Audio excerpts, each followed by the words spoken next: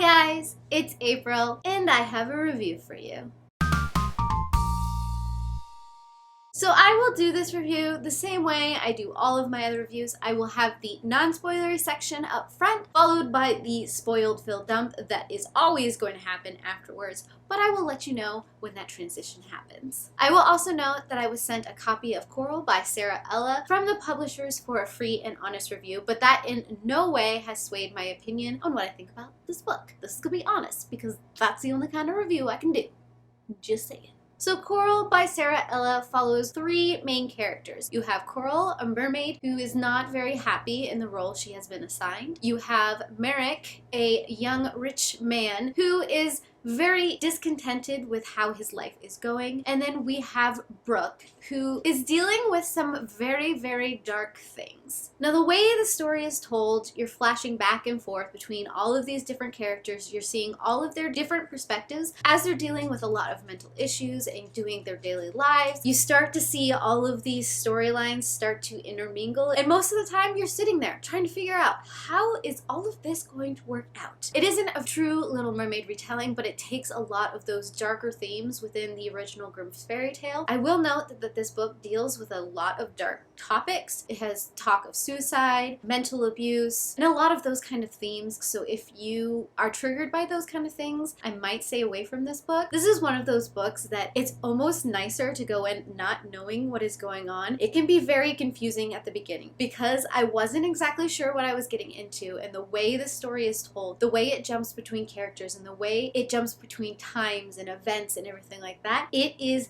very confusing. But looking back at it now that I've finished the book and I know where it goes, I think it's done for a reason. This book, as I said, deals with the topic of mental illness. And because of the way it's told and the things that are going on in it, I think those choices make more sense, but it's not for everyone. Most of the time, especially in the first half of the book, you're left very confused and wondering what the heck is going on, how everything is related, and then you start digging into a lot of the darker issues and things start to fall into place. And I really enjoyed that journey, but I understand that that journey isn't for everyone. And I did like the way that Sara handled a lot of these darker issues. She hit hard, but she hit softly at the same time. There is some cushioning because it does have this very fairy tale feel, but it also goes into very dark places and doesn't hold its punches, and I like that about it. I will say that a lot of the characters are very cookie cutter and very vanilla. There isn't a lot of range there, but because it was dealing with some of these darker topics, I was almost okay with that, if that makes sense. It was more about the issues going on that I cared about and less about the characters. For a majority of the book, it was me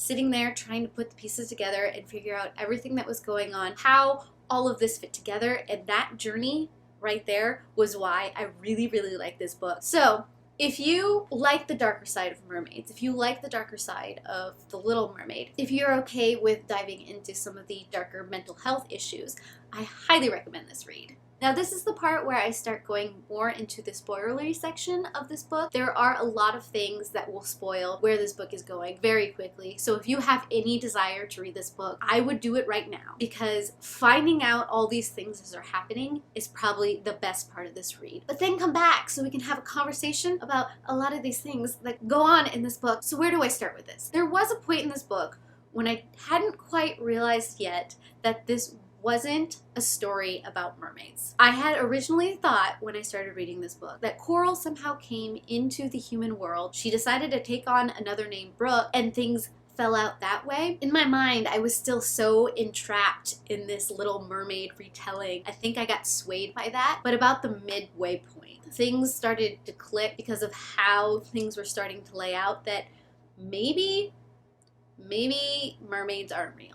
Maybe this is Brooke's way of dealing. Maybe the story is about a human who imagined herself as a mermaid, retold her story in a fashion that made it slightly easier to cope with, and that's how things were gonna fall out. It was a little weird when you realized that Amaya was Hope, and I think part of that was done so that you didn't get spoiled right away that is how things were falling out. Because originally when I was thinking that Brooke had invented Coral and that maybe Hope was Amaya, but but they didn't have the same names, and then I couldn't get it to fit together. But of course, then after everything was falling into place, it did. Part of me was excited about the path that Sara Ella decided to take to cover mental illness that way, taking The Little Mermaid and changing it up into that fashion about a human who became a mermaid, who becomes human again. There's a lot of darker things that go on this book, in the way suicide is covered in The Red Tide, in dealing with that kind of grief, and trying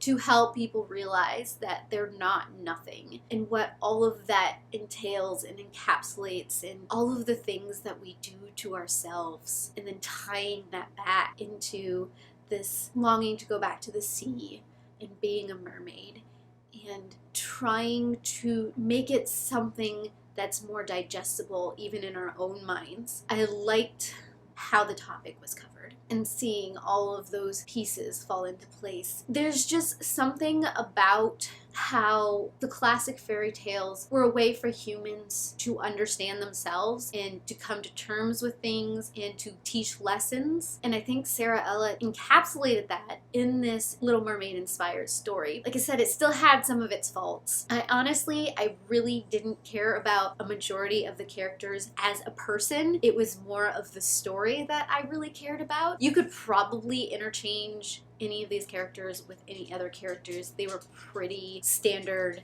YA type characters, at least that was the feel that I got off of them. I didn't see them as anything special, but it's the way mental illness was covered in this book that I think really pulled it together for me, and I liked it for that. Tell me down below what your thoughts are on all of this, how you feel about how Sara Ella took this fairy tale and changed it and made it something all its own. I would love to hear your thoughts on that. And of course, if you want to keep up to date with all of my reviews and every time I upload, subscribe down below, and I heart your beautiful faces.